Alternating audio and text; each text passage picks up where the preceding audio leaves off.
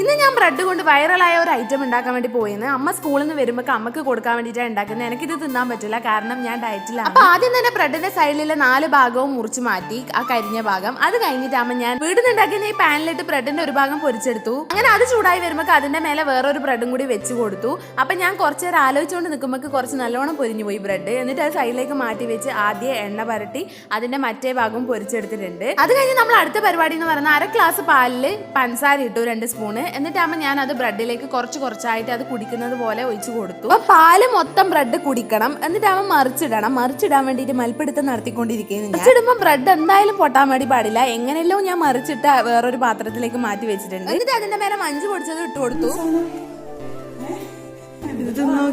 അമ്മേന്റെ എക്സ്പ്രഷൻ തന്നെ ഉണ്ട്, പതിവില്ലാണ്ട് ഇവളെന്നാ ഇതെല്ലാം ആക്കിയിട്ട് നിൽക്കുന്നില്ലത്. അപ്പൊ ഇടയ്ക്ക് ഇങ്ങനെയുള്ള സർപ്രൈസ് എല്ലാം കൊടുക്കണം.